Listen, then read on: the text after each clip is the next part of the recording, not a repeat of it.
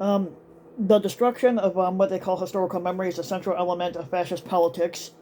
In our own time, the attempt to erase history continues with Donald Trump's efforts to claim executive privilege, which he does not have anymore, and to keep secret various government documents related to the stoking of the January 6th Klan insurrection and his retention of national security documents at Mar-a-Lago. Now, New York Times had reported that the legal question regarding whether he has the power to claim executive privilege to retain these documents is unclear.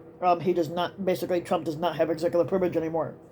Um, the current President Joe Biden is not backing Trump's attempt to use that power, and many legal scholars in the Justice Department have argued that he is stretching the narrow executive privilege rights that the Supreme Court has said that former presidents may invoke. But there are few definitive legal guideposts in this area, and the fights could have significant ramifications. Um, Now, independent of the legal questions at stake here, we have deeper substantive concerns for democracy. If we empower a former squatter in his efforts to erase history over the last year and a half, Trump has consistently portrayed the January 6th Klan insurrection as patriots, which they're not, they're traitors, who sought to overturn a fraudulent election outcome in 2020, and as victims of federal government oppression. Um, in an Orwellian effort to annihilate the historical facts, the late Mush Limpdick, when he wasn't celebrating the Klan insurrectionists, basically claimed that they were fueled by Antifa and democratically sponsored instigators, which they were not. So the impact of the GOP propaganda on the party base has been pronounced. About three-quarters of the Republicans say that they believe that there was widespread fraud in the 2020 election, which there wasn't, thereby perverting the outcome and throwing the victory to Joe Biden. Joe Biden had run fair and square, and they just can't accept the fact that he won. In a recent Time Siena poll, 69% of Republicans said that during the wake of the 2020 election, Trump was just excusing his right to contest the election, while only 21% agreed he went too far when he threatened American democracy. The former sentiment seeks to exempt Trump from culpability for the January 6th Klan attack, despite his clear incitement of the insurrectionists before they stormed the Capitol, despite his refusal to mobilize the National Guard to stop them, or his claim that he tried to mobilize the National Guard but that Nancy Pelosi stopped him, which that wasn't true either. I mean, he never called for the National Guard, and Nancy Pelosi never stopped him. Despite the Republicans' groundless claim that the FBI was responsible for January 6th, which they weren't, and despite Trump's subsequent efforts to celebrate and to defend the traitors, which is also consistent with Republican disinformation, most Republicans believe the riot was led by violent Democratic protesters rather than by Trump supporters. It was Trump supporters, not Democrats, that led that attack. Um, the Republicans' effort to invert reality and utilizing the rhetoric of a democracy and utilizing the rhetoric of democracy as a weapon to undermine democracy looms over future elections and their perceived legitimacy. A majority of Americans, more than 6 in 10, believe that Trump should not run again in 2024, and I'm one of those people that believes he should not run again. Trump polls far and away as the front runner among potential Republican primary candidates. Half of the Republicans say that they want him to be the 2024 nominee, which I do not. Double the support of Florida Governor Ron DeSantis, and five times that of Ted Cruz, Nikki Haley, or Mike Pence. With Trump and other big line Republicans in unquestioning control of the party, a majority popular vote against Trump no longer appears sufficient to stop him from potentially stealing the 2024 election. As has been recently reported, about a third of Republicans running for various state offices are basically big lie embracers and election fraud propaganda.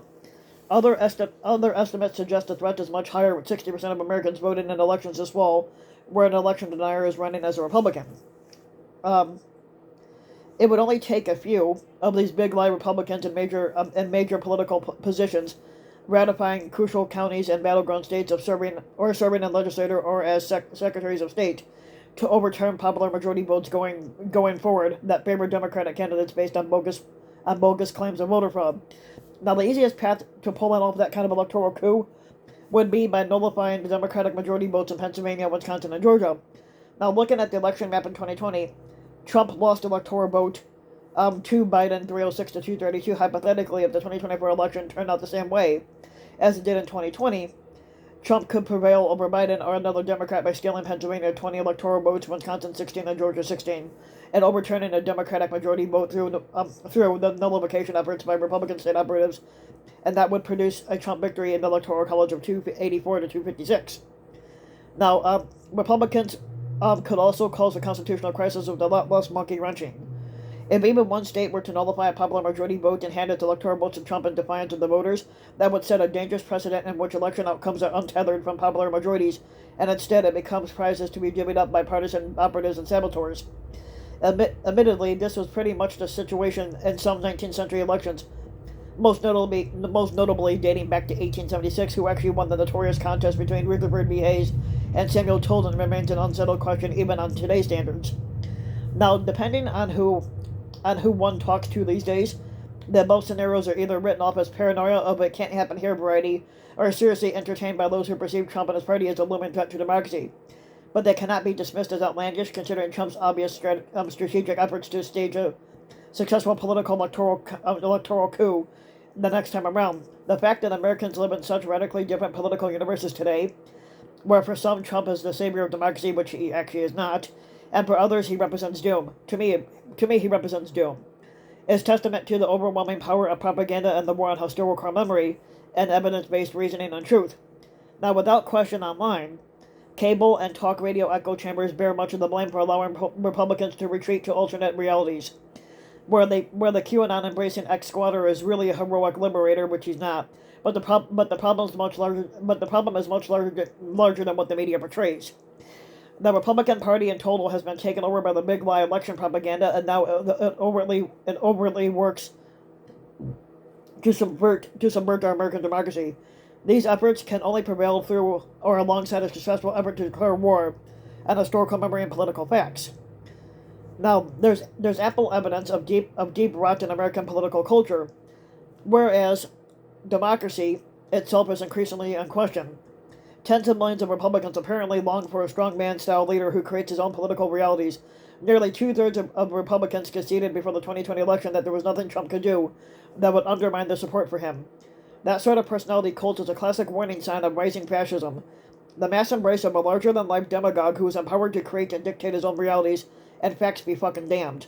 Those hoping that time has sobered up Trump's base must face the fact that nearly half of Republicans, 42%, continue to believe that strong, unelected leaders are better than weak elected ones.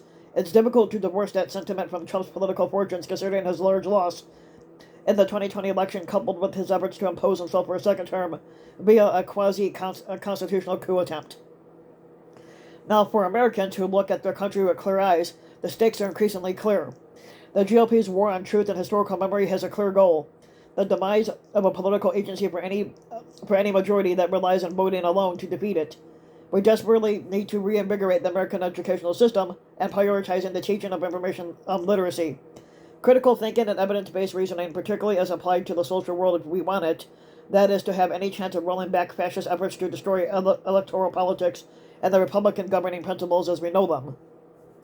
Now, when it comes to U.S. education, while traditionally stressing scientific reasoning, and when it comes to studying the natural world, it has performed badly in prioritizing scientific evidence-based reasoning to help students better understand the social world. Now, repairing our broken educational system is admittedly made more difficult by the bipartisan focus on infantilizing American youth, treating them as neoliberal consumers and future drones in the corporate workforce, and stressing the vocational uses of education over the critical thoughts and active citizenship. In this context, students and parents are willing to fight back against the dismantling of education, and it becomes all the more vital. Now, rolling back the war on history and truth won't happen simply by prosecuting Trump for any one of the many laws that he has broken. It requires building a better America by resocializing young people to value democracy rather than indulging in efforts to destroy it. It demands a return to teaching rigorous critical thinking, and the only tool that can beat back post-truth propaganda and preserve the damaged ideals of an informed citizenry and a legitimate democracy. So if you like the video, you can give the video a like and subscribe to my channel, RBW King. You can also hit the notification bell so that you'll be notified when a new video comes out. And if you want to support my work even further, you can donate to my Patreon link, which you can find in the about section of YouTube, and for just a little as a few bucks a month, your donation can help go a long way, and thanks for listening.